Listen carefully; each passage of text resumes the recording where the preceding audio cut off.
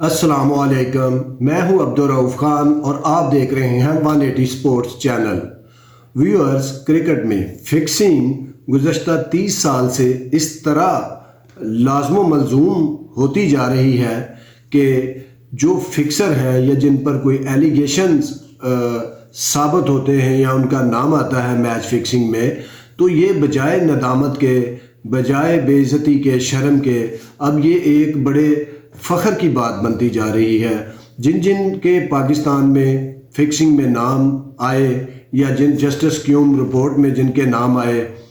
تو ان کو آپ دیکھیں کہ وہ اس طرح انٹرویو دے رہے ہوتے ہیں جس طرح انہوں نے بہت بڑا کارنامہ سر انجام دیا، اور ان کو چیف سلیکٹر بھی لگا دیا جاتا ہے، وہ کمنٹریٹر بھی بن رہے ہیں، وہ پاکستان کی کرکٹ میں واپس بھی آتے ہیں، کھیلتے بھی ہیں۔ تو اس سے کہیں نہ کہیں ایسے لگتا ہے کہ فکسنگ تو اپنی جگہ ہے ہی ہے، کہیں نہ کہیں کرکٹ بورڈز یا آئی سی سی تو اس میں انوالو نہیں، ایسا بھی شبہ ہوتا ہے۔ اور ایک زمانہ تھا کہ جب میچز ہوتے تھے تو پاکستان کے کسی میچ ہارنے پہ جو ہے شائقین وہ ہارٹ اٹیک ہو جاتا تھا، ان کو وہ اپنے ٹی وی توڑ دیا کرتے تھے۔ لیکن اب یہ اتنا ضرور ہوا ہے کہ فکسنگ کی پکار سے کہ اب نہ کوئی ہارٹ اٹیک سے مرتا ہے، نہ اپنا ٹی وی توڑتا ہے۔ ہر ایک کو پتہ چل گیا ہے کہ کرکٹر جو ہیں وہ فنکار ہے، اور میچ فکسنگ جو ہے کہیں نہ کہیں کرکٹ کا حصہ بن چکی ہے۔ اور یہ لگتا کیوں ہے؟ وہ اس لیے لگتا ہے کہ جب کسی کو پاکستان میں، چلے دنیا کی بات نہیں کرتے، پاکستان میں جب کسی کو سزا ملتی ہے کرکٹ میں یا اس کا نام آتا ہے تو کچھ عرصہ یہ بات چلتی ہے اور پھر وہ ٹیم میں ہوتے ہیں کسی نہ کسی عہدے کے اوپر۔ تو یہ ایک پاکستان کے لیے بڑی الارمنگ چیز ہے، اور کہیں نہ کہیں یہ بھی یہ چیز کو ثابت کرتی ہے کہ کہیں نہ کہیں پاکستان جو ہے وہ کرپشن فرینڈلی ملک تو نہیں بن گیا، کہ جو جتنا بڑا کرپٹ ہے اتنا ہی بڑا عزت دار اس کو سسٹم بنا دیتا ہے۔ اب جسٹس کیوم رپورٹ تھی جو، اس میں جن کرکٹرز کے نام آئے تھے یا جن کو جرمانے ہوئے تھے، ان میں وسیم اکرم بھی شامل تھے، ان میں انضمام الحق شامل تھے، ان میں مشتاق احمد شامل تھے، ان میں وقار یونس تھے، ان میں جو ہے ان کرکٹر میں ان میں عطاء الرحمان تھے، سلیم ملک تھے۔ اور ان کے اوپر جب جسٹس کیوم کی رپورٹ پبلک ہوئی تو انہوں نے کہا تھا کہ وسیم اکرم کو کبھی کپتان نہ بنایا جائے، ان کھلاڑیوں کو کبھی کوئی عہدے نہ دیے جائیں۔ لیکن پھر ہم نے دیکھا کہ یہی چیف سلیکٹر بھی بنے، انہی میں سے لوگ، انہی میں سے ہمارے بولنگ کوچ بھی بنے، انہی میں سے ہمارے کمنٹیٹر بھی بنے، کئی آج بھی برانڈ ایمبیسیڈر بھی بنتے ہیں کئی چیزوں میں۔ تو یہ ایک کہیں نہ کہیں بطور قوم بھی ہمارا زوال ہے۔ اور اس کے بعد آپ دیکھیں کہ 2010 کا واقعہ بھی ہوتا ہے، پھر اس میں 2007 میں پاکستان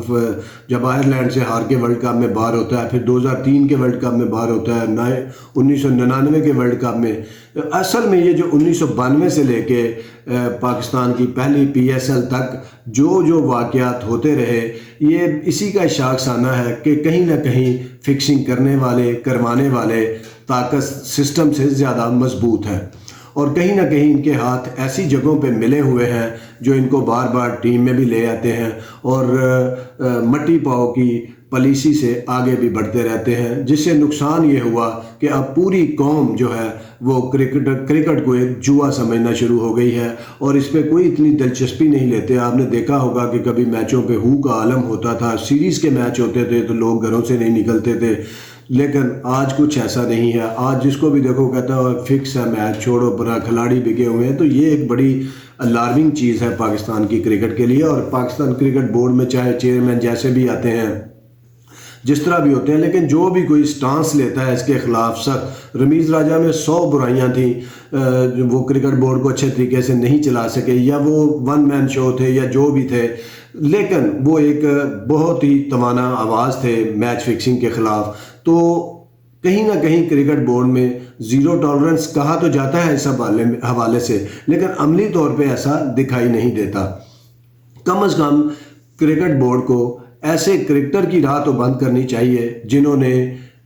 میچ فکسنگ کی اور پاکستان کا نام بیچا۔ کم از کم پاکستان کا نام بیچنا تو کہیں نہ کہیں ریڈ لائن ہونی چاہیے. دیکھیں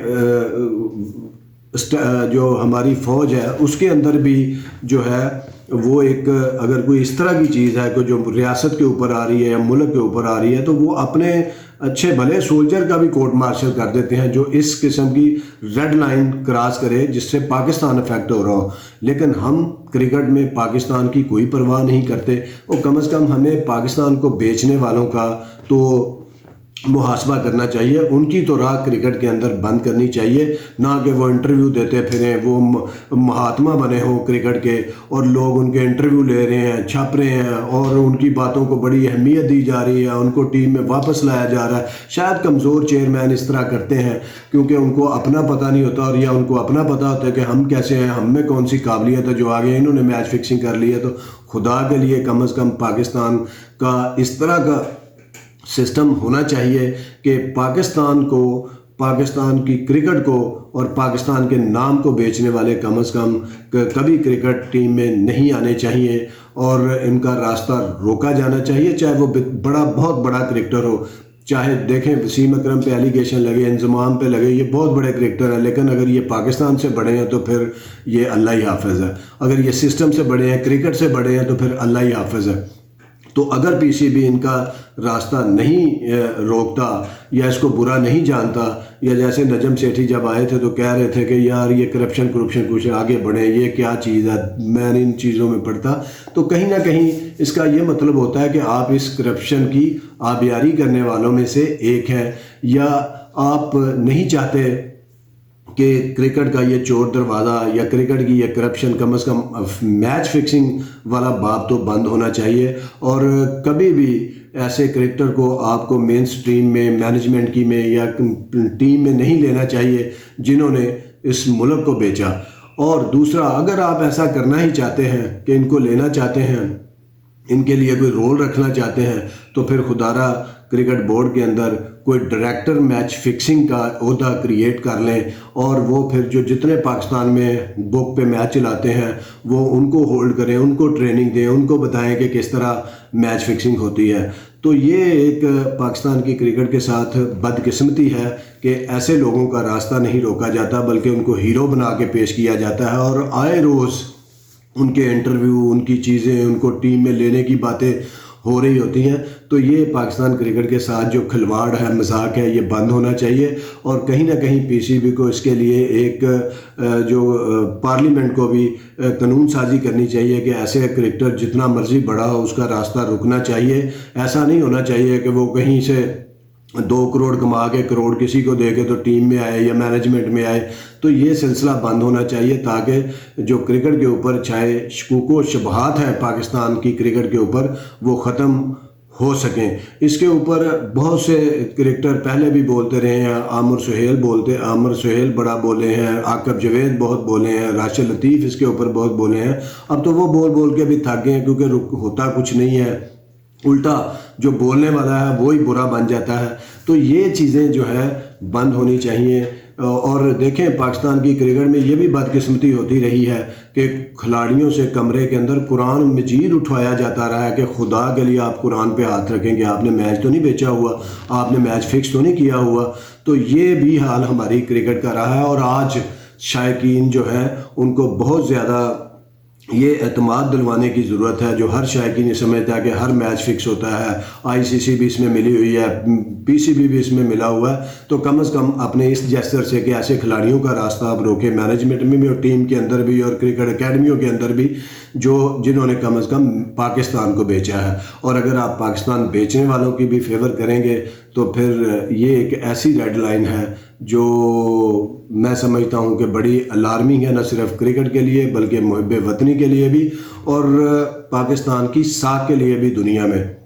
تو امید کی جاتی ہے کہ جو بھی مینجمنٹ پی سی بی میں اس وقت ہے یا آنے والے دنوں میں ہوگی یا پارلیمنٹ ہے, کم از کم ایسے کرکٹر کا راستہ ضرور روکنا چاہیے جنہوں نے پاکستان کو بیچا ہے. بہت شکریہ, دیکھتے رہیے 180 سپورٹس. اللہ حافظ.